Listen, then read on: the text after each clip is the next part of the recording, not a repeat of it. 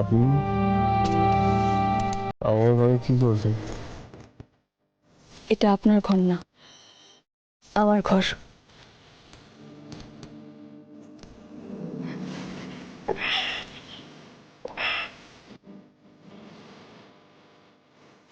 আপনি আমাকে এই ঘরে কেন নিয়ে এসছেন?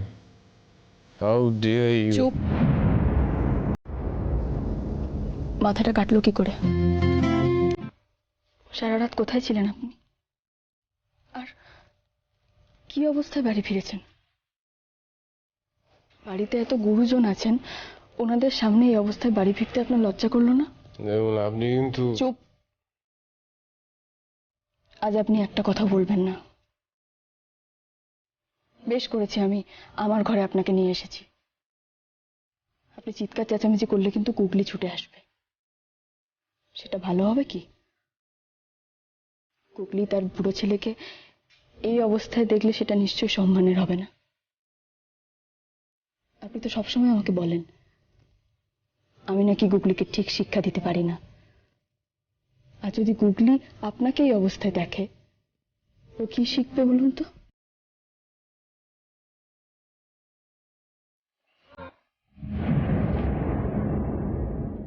तू होगा जरा पागल, तूने मुझको है चुना, कैसे तूने अनकहा सब सुना। तू होगा जरा पागल, तूने मुझको है चुना।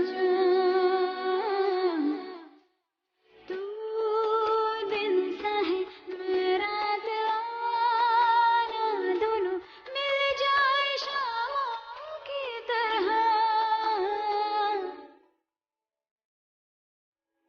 ये मोह मोह के धागे तेरी उंगलियों से जा उलझे, कोई टोह टोह ना लागे, किस तरह गिरह ये सुलझे।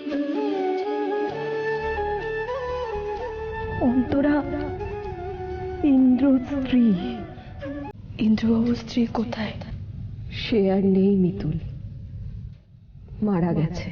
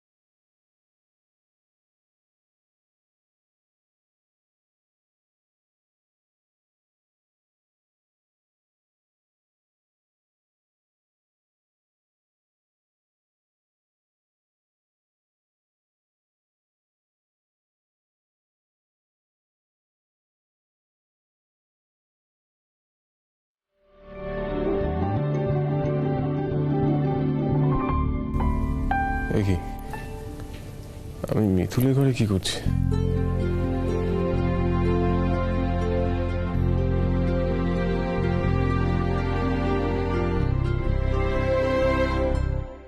যাক, ঘুম ভেঙেছে তাহলে। এখন আপনি ঠিক আছেন তো? আমি আপনার ঘরে এসে শুনলাম কি করে? আমার ক্ষমতা ছিল না সিঁড়ি দিয়ে তুলে আপনার ঘরে আপনাকে নিয়ে যাওয়ার। আমার ঘরটা আগে পড়ে, তাই আমি এখানে এনে শুইয়ে দিয়েছি। হোয়াট? শুইয়ে দিয়েছেন মানেটা কি? কাল রাত্রের কথা আপনার কি কিছুই মনে নেই? আপনি তো নেশা করে বাড়ি ফিরেছিলেন। হাঁটা তো দূরের কথা, দাঁড়ানোর মতো ক্ষমতা ছিল না আপনার। তাই আমার ঘরে এনে আমি শুইয়ে দিয়েছিলাম। আপনি আমার পারমিশন না নিয়ে? পারমিশন দেওয়ার মতো অবস্থা ছিল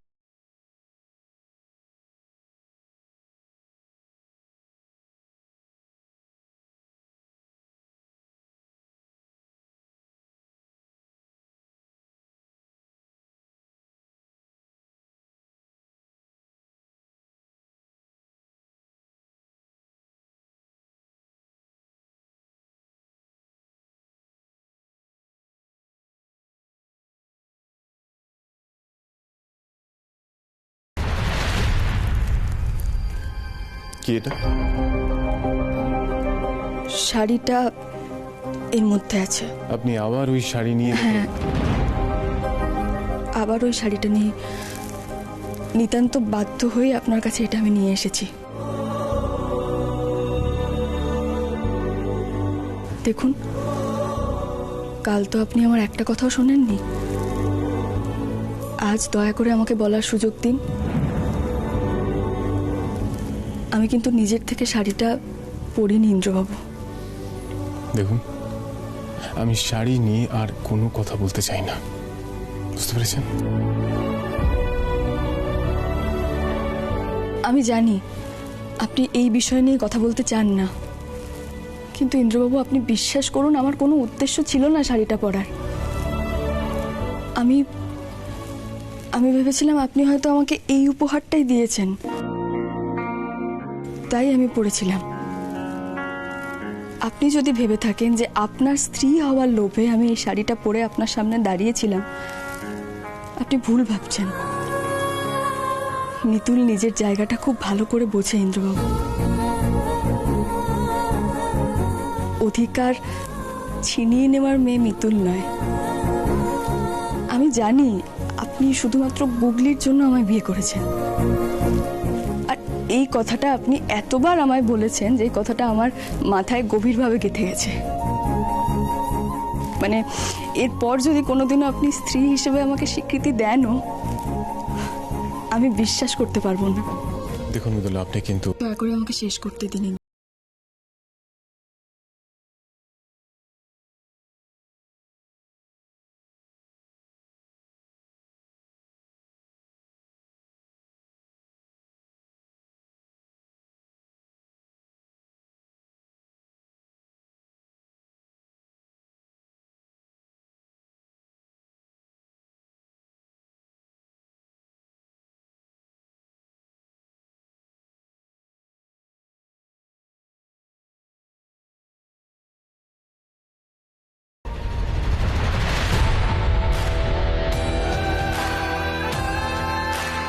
ও পিসিমণি আপনাকে, মানে পিসিমণি আপনাকে আমার সম্পর্কে কি বলেছে? যেটা আপনি আমাকে এতদিনও বলেননি, বা বলার প্রয়োজন বোধ করেননি। আমি এখন জানি যে ইন্দ্রজিৎ লাহিড়ী বিবাহিত।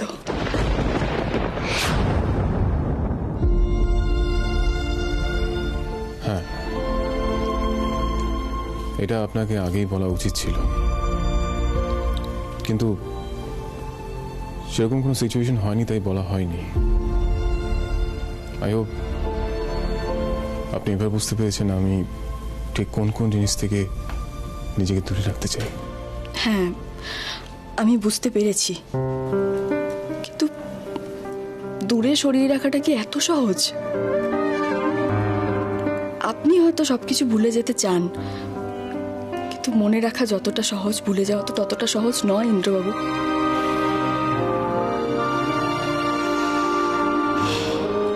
আপনি নিশ্চিন্তে থাকতে পারেন। মিতুল আর যাই হোক লোভী নয়। মিতুলের স্কুলের শিক্ষাটা একটু কম হতে পারে, কিন্তু চরিত্রের শিক্ষাটা খুব কড়া। আমি যেমন আপনার ঘরে দখলদারি দেখাইনি, সেরকম আপনার মনেও কোনোদিন দেখাবো না। এটুকু ভরসা আপনি আমাকে করতেই পারেন।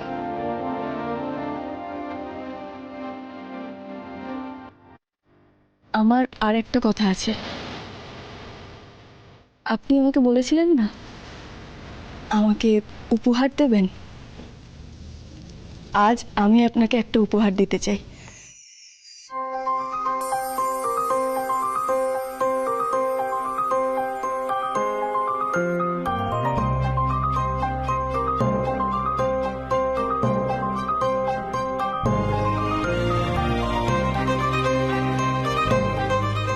এই যে আপনার উপহার।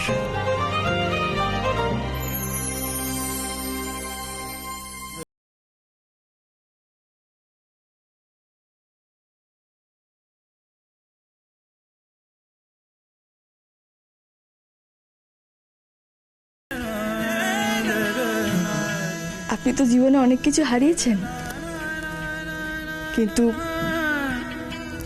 গুগলিকে যাতে কোনোদিনও হারাতে না হয় সেই দায়িত্বই আমার। গুগলিকে আপনার কাছে রাখার জন্য যা যা করতে হয় আমি তাই তাই করব। কেউ কোনোদিনও আপনার কাছ থেকে গুগলিকে কেড়ে নিতে পারবে না।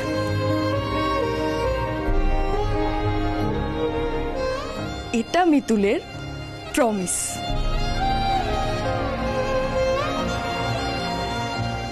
মিতুল মা, তুই এসব কি বলছিস?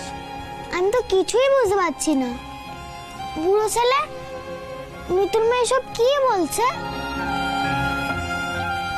গুগলি মা, সেটা আমিও বুঝতে পারছি না, কিন্তু একটা জিনিস বুঝতে পারছি, তোমার মিতুল মায়ের মাথাটা পুরোটাই খারাপ হয়ে গেছে। এটা তুমি আজকে জানলে? আমি তো অনেকদিন আগে থেকেই জানতাম। তবে রে, হ্যাঁ কি জানিস তুই? আমার মাথা খারাপ হয়ে গেছে। গুগলি মা, এখানে আর থাকে না, তুমি রেডি হয়ে নাও। আমি আর তো মিতুল মা গিয়ে তোমাকে স্কুলে ড্রপ করে আসবো। ঠিক আছে।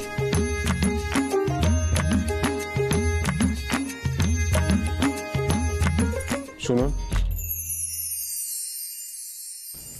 আপনার সাথে আমার কথা আছে। বলুন।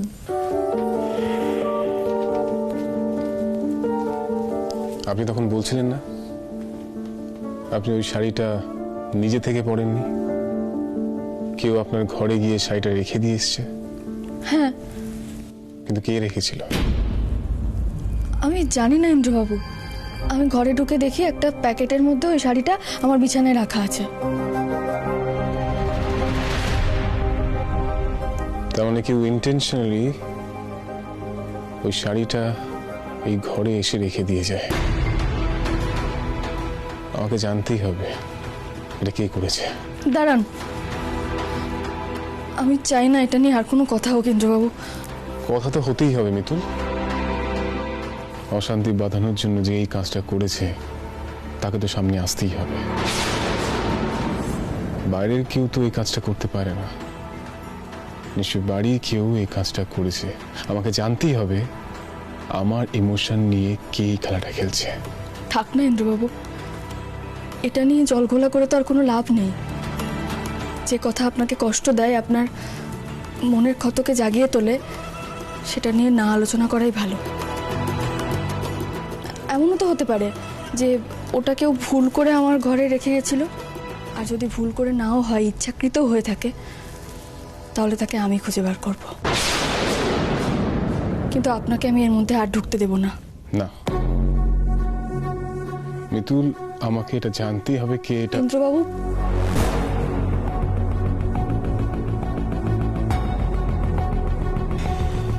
আচ্ছা মিতুল, আপনি একটা কথা বলুন তো, এত কিছুর পর আপনি গুগলিকে আমার হাতে তুলে দিলেন কেন? কেন আপনি বললেন গুগলিকে আমার কাছ থেকে কেউ কেড়ে নিতে পারবে না? আপনি এটা করে কি আমার কাছে মহান সাথে চাইছেন? আপনি আমাকে জিজ্ঞেস করছেন তো কেন আমি গুগলিকে আপনার হাতে তুলে দিলাম? কারণ আমি এখন সত্যিটা জানি। আমি জানি আপনি গুগলিকে কেন এতটা ভালোবাসেন। আপনার মনে আছে, আমি এর আগেও আপনাকে অনেকবার জিজ্ঞেস করেছিলাম যে কেন গুগলির প্রতি আপনি এত পাগলামো করেন। আপনি আমাকে বলেননি। আপনি যদি আগেই আমাকে সত্যিটা বলতেন, তাহলে অনেক আগেই আমি এই কাজটা করতাম। গুগলিকে আপনার হাতে তুলে দিতাম। ইন্দ্রবাবু, আমি জানি আপনার জীবনে অনেকটা জায়গা ফাঁকা হয়ে আছে। সবটা পূরণ করার মতো ক্ষমতা আমার নেই, কিন্তু গুগলির আছে। তাই আমি গুগলিকে আপনার হাতে তুলে দিতে পেরে শান্তি পেয়েছি।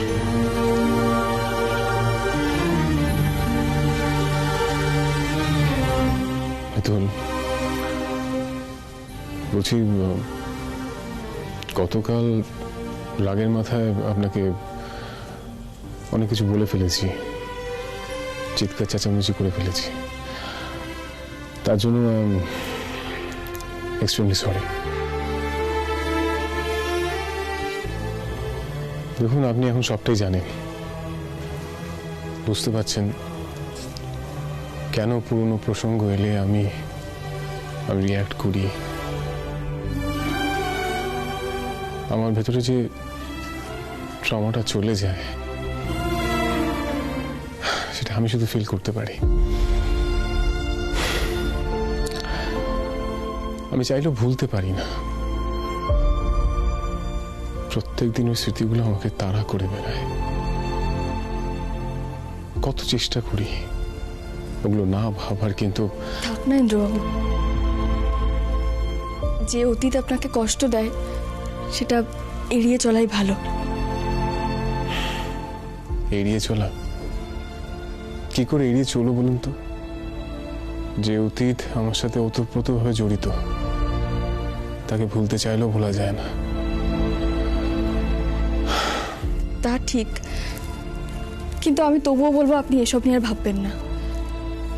আপনি কেন কাল আমার ওপর রাগারাগি করেছেন, কোন মানসিক অবস্থায় করেছেন আমি বুঝতে পেরেছি। আমি যাই, গুগলিকে স্কুলে নিয়ে যেতে হবে, রেডি হতে হবে। আপনিও রেডি হয়ে নিন, বুঝেছেন?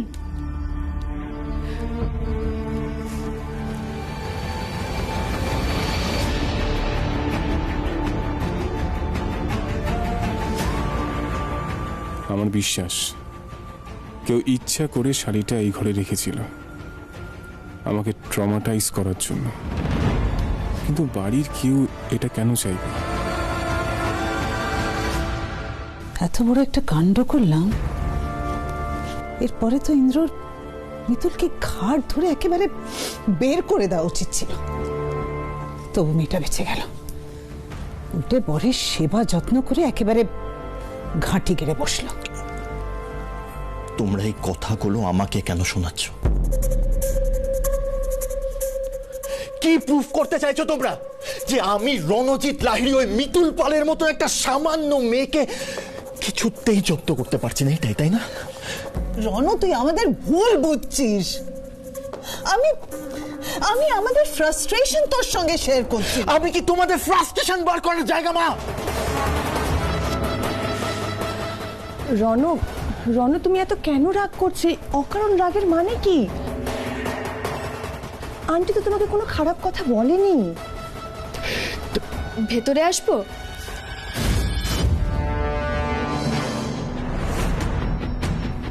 হ্যাঁ, এসো।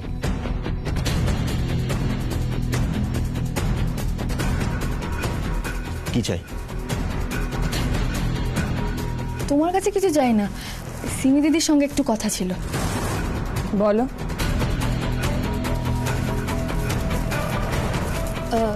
সিমি দিদি, সরস্বতী দি বলছিল তুমি নাকি গুগলির আঠাটা নিয়ে এসেছো গুগলির টেবিল থেকে।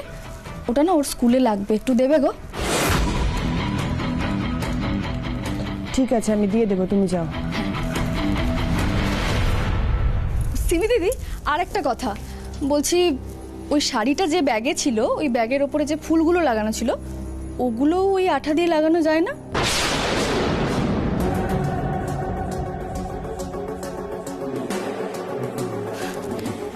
এমনি বলছিলাম, তুমি আঠাটা দিয়ে যাও কিন্তু। হ্যাঁ, আসি।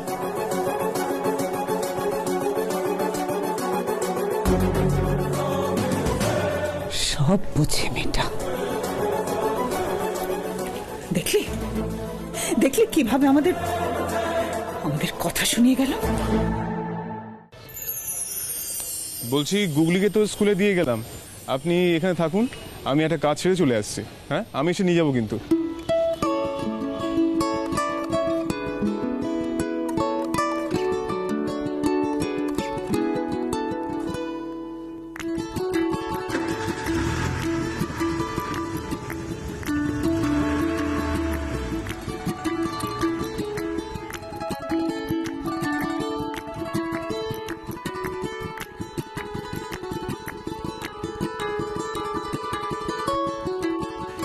টগর দিদি কোথায় গেল?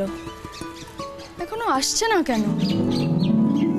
কতদিন তো টগর দিদির সঙ্গে দেখাই হচ্ছে না।